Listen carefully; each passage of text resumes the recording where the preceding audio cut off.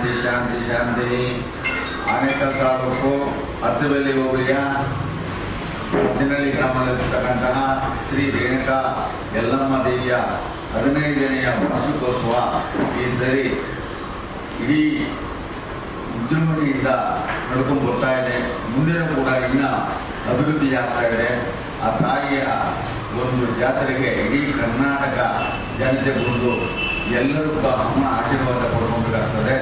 ಮತ್ತು 28ನೇ ತಾರೀಕು 2/8/2026 ಹೋಮ ಹವನಗಳನ್ನು ನಮ್ಮ ಪ್ರವೀಣ್ ನೇತೃತ್ವದಲ್ಲಿ ಜರುಗಲಿದ್ದು ಮತ್ತು ಮಾರನೇ ದಿನ ಚಂಡಿಕಾಯಾಗ ನಡೆಯಲಿದ್ದು ಅಮ್ಮನವರಿಗೆ ಮತ್ತು ನಮ್ಮ ಸಾನ್ನಿಧ್ಯವನ್ನು ದಿವ್ಯ ಸಾನ್ನಿಧ್ಯವನ್ನು ಶ್ರೀ ಸುಜ್ಞಾನ ಸ್ವಾಮೀಜಿಗಳು ಮತ್ತು ಜಗದ್ಗುರು ಅನಂತ ವಿಭೂಷ ಕಾಳಾಸ್ತಿ ಸ್ವಾಮೀಜಿಗಳು, ಆನೆಗೊಂದು ಮಹಾಸಂಸ್ಥಾನ ಸರಸ್ವತಿ ಪೀಠ ಕಟ್ಪಾಡಿಯಿಂದ ಮತ್ತು ಶ್ರೀ ಶ್ರೀ ನಿಜ್ಜಲಾನಂದ ನಾಥ ಮಹಾಸ್ವಾಮಿಗಳು ಒಕ್ಕಲಿಗರ ಮಹಾಸಂಸ್ಥಾನ ಮಠದಿಂದ ಕೆಂಗೇರಿಯಿಂದ ಮತ್ತು ಪರಮ ಪೂಜ್ಯ ಸದ್ಗುರು ಕಾಳಾಸ್ತಿಯಿಂದ ಮಹಾಸ್ವಾಮಿಗಳು ಅವರು ಕೂಡ ವಿಶ್ವಕರ್ಮ ಏಕದಂಡಿಗೆ ಮಠ ಶಾಪುರ ಮತ್ತು ಹಾಗೆಯೇ ಪರಮ ಪೂಜ್ಯ ಶ್ರೀ ಅಭಿನವ ಎಚ್ಚರ ಮಹಾಸ್ವಾಮಿಗಳು ಗವಿಮಠ ಶಿರೋಳ ನರಕುಂದದಿಂದ ಬರ್ತಾ ಇದ್ದಾರೆ.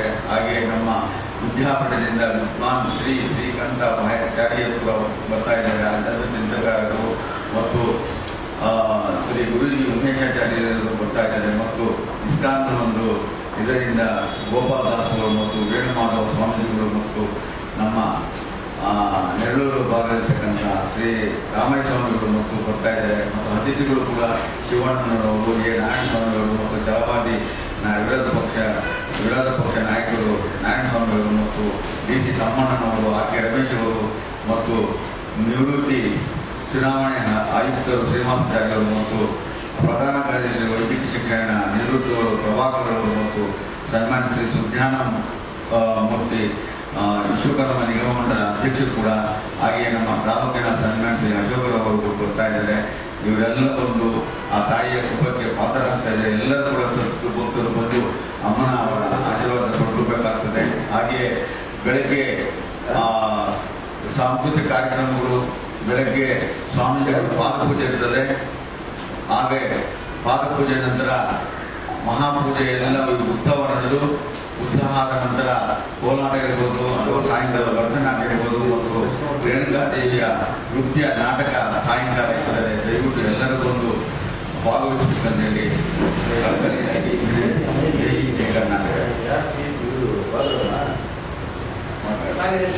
ರಾಮಾಚಾರ್ಯ ಅಂತ ಹೇಳ್ಬಿಟ್ಟು ಇದೇ ಬೆಂಗಳೂರು ವಾಸವಾಗಿದ್ದೀವಿ. ಸಂಜೆ ರಂಗ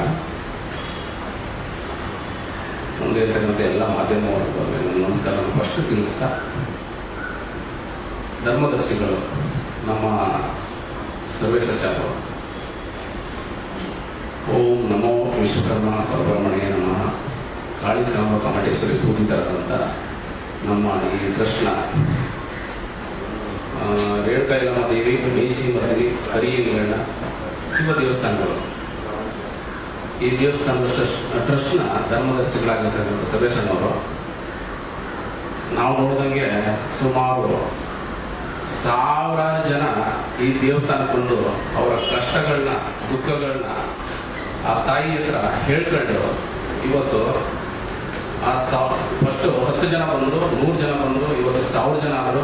ಇವತ್ತು 4,000 ರಿಂದ 5,000 ಜನ ವಾರ್ಷಿಕೋತ್ಸವ ಮಾಡ್ತಾರೆ ಅಂತಂದ್ರೆ 5,000 ಮಿನಿಮಮ್ 5,000 ಜನ ಬಂದೇ ಬರ್ತಾರೆ. ಅಲ್ಲಿ ಆ ಜಗನ್ಮಾತೆ ನಿಜವಾಗ್ಲೂ ನೆಲೆ ಊರಿದ್ದಾರೆ ಅನ್ನೋದು ನಂಬಿಕೆ. ಅವ್ರು ಏನು ಕೋರಿಕೆಗಳನ್ನ ಕೇಳ್ಕೊಂತಾರೆ ಪ್ರತಿಯೊಬ್ಬರಿಗೂ ಇವತ್ತು ಆ ತಾಯಿ ಜಗನ್ಮಾತೆ ನೆರವೇರಿಸಿರ್ತಕ್ಕಂಥದನ್ನ ನಾವು ಕಣ್ಣಾರೆ ನೋಡಿದ್ದೀವಿ. ಅಲ್ಲಿ ಬಂದಂಥ ಭಕ್ತಾದಿಗಳು ಕೂಡ ಅದನ್ನು ಅನುಭವಿಸ್ತಾ ಹೋಗ್ತಾ ಇದ್ದಾರೆ. ನಾನು ಕೇಳ್ಕೊಳ್ಳೋದೇನಪ್ಪ ಅಂತಂದ್ರೆ, ಕೆಲವರು ಯಲ್ಲಮ್ಮ ದೇವಿ ಸೌದತ್ತಿ ಯಲ್ಲಮ್ಮ ಕೆಲವರು ಹೋಗಿರೋದಿಲ್ಲ. ಅದ್ರ ಬಗ್ಗೆ ಆ ತಾಯಿ ಜಗನ್ಮಾತೆ ಬಗ್ಗೆ ಆ ಶಕ್ತಿ ಬಗ್ಗೆ ಯಾರಿಗೂ ಗೊತ್ತೇ ಇರೋದಿಲ್ಲ. ಆ ಶಕ್ತಿ ಇಲ್ಲಿದೆ ಅಂತ ಅನ್ನಬೇಕಾದ್ರೆ ನಿಜವಾಗ್ಲೂ ನಾನು ಹೇಳ್ತೀನಿ. ಅಂತ ಒಂದು ಸಾಕ್ಷಿಗಳನ್ನ ನಾವು ಕಣ್ಣಾರೆ ನೋಡಿದ್ದೀನಿ. ನಿಜವಾಗ್ಲೂ ಬಹಳ ಅದ್ಭುತವಾದಂಥ ಶಕ್ತಿ ಆ ಕ್ಷೇತ್ರದಲ್ಲಿದೆ. ಒಳ್ಳೆ ಒಂದು ನಮ್ಮ ಸನಾತನಿಯಾಗಿ ಹಿಂದೂ ಆಗಿ ಸನಾತನಿಯಾಗಿ ಯಾವ ರೀತಿ ಒಂದು ಧರ್ಮದಲ್ಲಿ ನಾವು ಒಂದು ದೇವಸ್ಥಾನನ ಸೃಷ್ಟಿ ಮಾಡಬೇಕು ಅದೇ ರೀತಿ ನಮ್ಮ ಸರ್ವೇಶಣ್ಣವರು ಮಾಡಿದ್ದಾರೆ.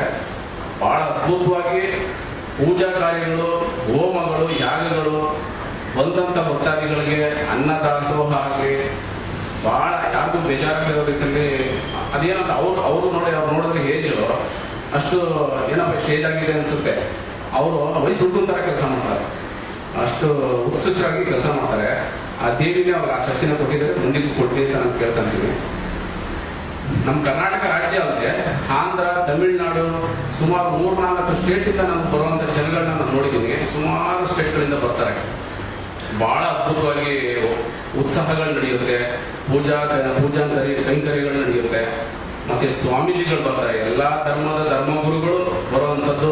ನಾಳೆ ಭಾನುವಾರ ಇರುತ್ತೆ, ಭಾನುವಾರ ಮಧ್ಯಾಹ್ನ 1:00 ನಾಳೆ ಸಾಯಂಕಾಲ ಎಲ್ಲ ಬಂದು ಹಾಲ್ಟ್ ಆಗ್ತಾರೆ. ಅವ್ರಿಗೆ ಎಲ್ಲ ಥರದ ವ್ಯವಸ್ಥೆನ ನಮ್ಮ ಸರ್ವೇಶನ್ ಮಾಡಿರ್ತಾರೆ. ಭಾನುವಾರ ಮಧ್ಯಾಹ್ನ ಪ್ರವಚನ ಇರುತ್ತೆ.